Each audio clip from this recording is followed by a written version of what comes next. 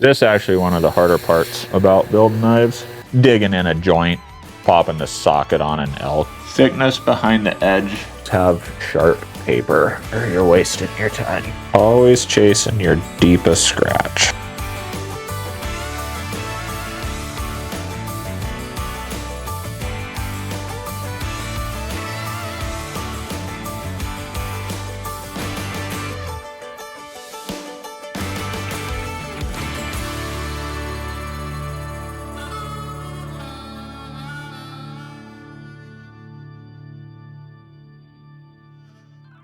You want to make sure you drill your freaking holes in your tang before you heat treat them. You can't drill them afterwards. So for basic knives, I'm going to do stock removal. There's no reason to mess with the forge, overheat the steel and do all of that. That just causes more problems basically. So on just a basic mono steel knife, there's really no reason to do that. So I'm just going to cut them out of just a blanket steel. That one's 1084. That's 1084, I know that. But like there's a piece of 15N20, you know. We draw a knife on it, cut it out in the bandsaw, then finish shaping it on the various tools to however you want it to be. But it really is, I'm still going to take that all through the thermal cycles to get it to where you want it to be. But you're more likely to end up with a better knife by not messing with that if you don't have to. This is a 2x72 belt grinder. This is actually one of the harder parts about building knives is grinding them. It's just one of those things that it just takes a lot of hours of doing it before you can be good at it. Variable speed, which is really nice because if I'm gonna set my initial bevel for sharpening, I can slow this way down to where it's just a crawl. And I don't have to worry about, as we talked about, tempering. Well, you really got to watch your heat on the grinder, because if you overheat it after it's already heat treated, you've just ruined your knife. Then once they're thinned out like this, I can't take it back through the heat treat process. It's too thin, it'll just warp on me. Now this one's essentially, it's close, but I just need to thin it out a little bit. So it's only going to be a couple passes on each side, and then I'm going to go to the Trizac belt, and this one will essentially be done. It's nice when I can slow it down for this part because, and I never wear gloves for this because I want to feel if I'm burning my hand. I know I'm getting my blade too warm. They get thin, they get hot fast.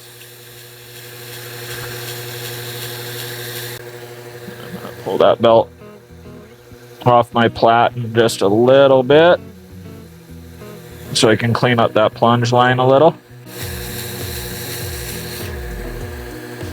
I'll typically stay on one side because I'm already kind of locked in. I know where my feet are every time I step to the grinder. You got to step to these with confidence because you f***ed up a knife so fast. So you just have to be confident in what you're doing. Just lay it into the flat. And then obviously you can tell I use my body to keep my arms locked in so you can stay still. I don't use any jigs. There are some nice jigs, so if you're starting out, you can use jigs to help.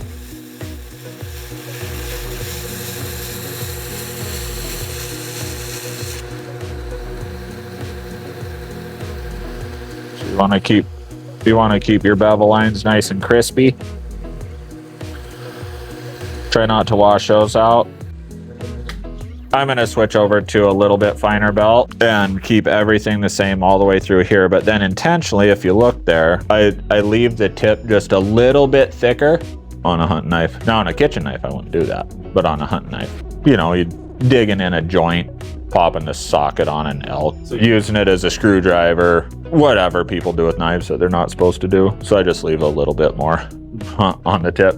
And this is a Trizac belt, and these are awesome because they have just a little bit of an ability to cut on the side of the belt. And that's where on here, this is called your plunge line. Your plunge line is where your bevel starts.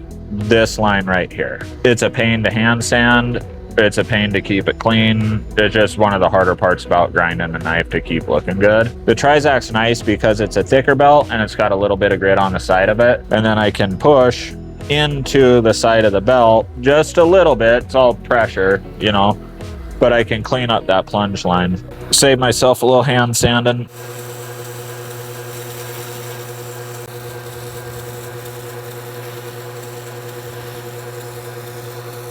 Now this one doesn't remove very much metal. So it's a little bit more forgiving, but it takes some of those 120 scratches down to that 220-ish. It saves you some hand sanding and, like I said, cleans up that plunge line for you a little bit. See, now you can see on that plunge line now it's cleaned up.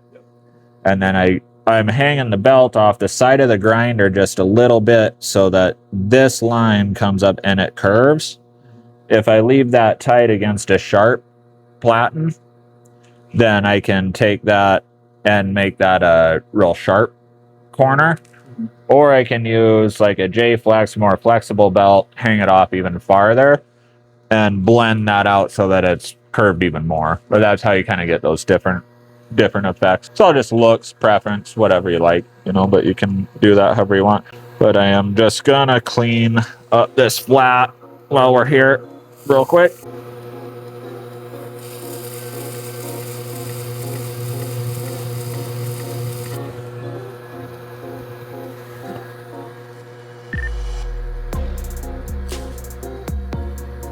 That'll work just fine where it is. Yeah, ready to hand sand it.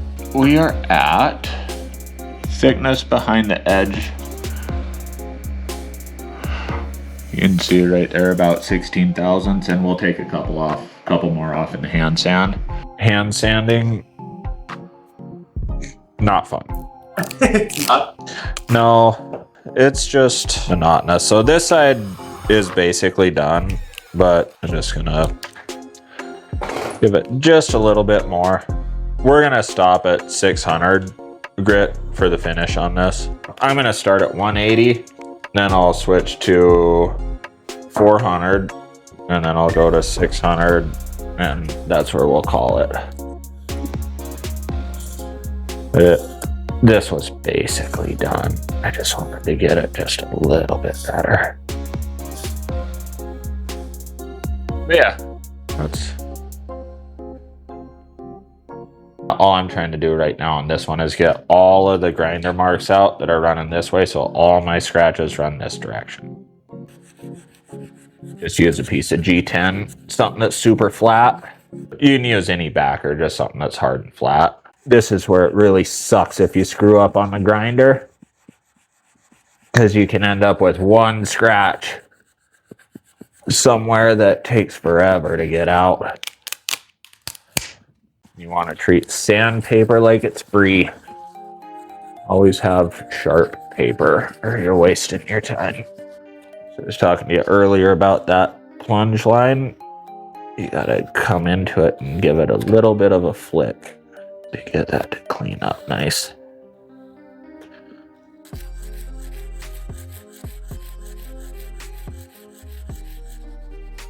This is already getting pretty clean on the 180.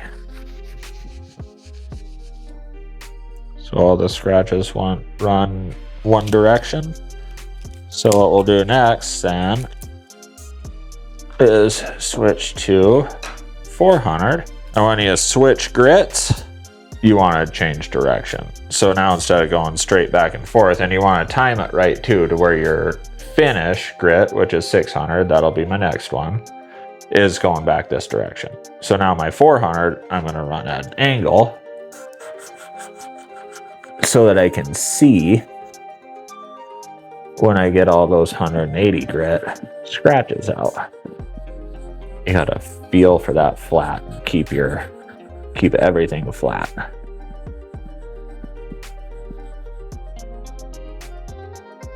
So now you'll have the angle scratches starting, but see, you can see those, yeah, where they're still running the other way. So I gotta stay on 400 till those are gone. And this is where you don't want to come off the grinder at your finished thickness that you want to end up at, because going from 180 to 400 to 600, I'm probably going to peel another 4 thousandths. maybe 5 off. So if you come off the grinder where you want to be, then when you hand sand it, you'll end up too thin. If anybody were interested, Nick Wheeler on YouTube has some great videos on how to finish hand sand knives. Get a stubborn one. So, like, they're all almost gone. One scratch that'll fight me. Always chasing your deepest scratch.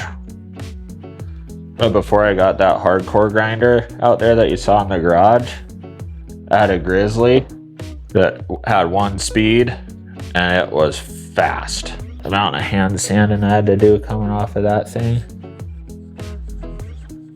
awful.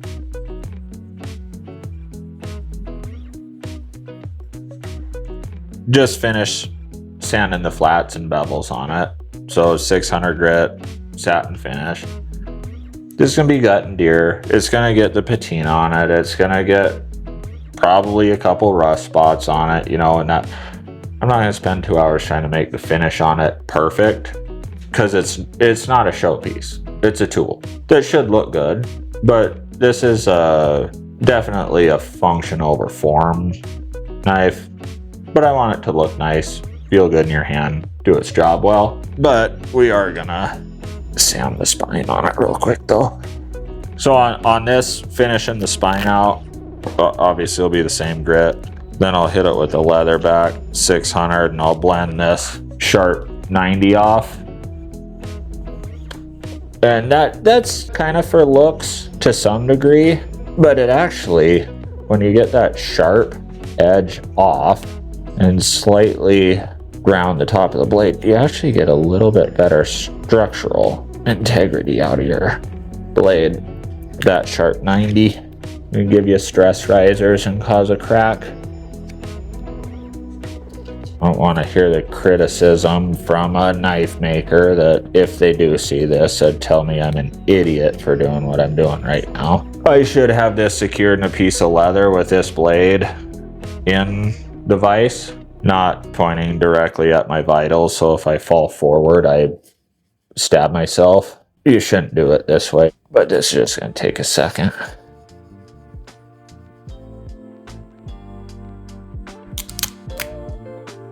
Ready to glue the scales up. You can, you know, kind of somewhat start to see what it's gonna be.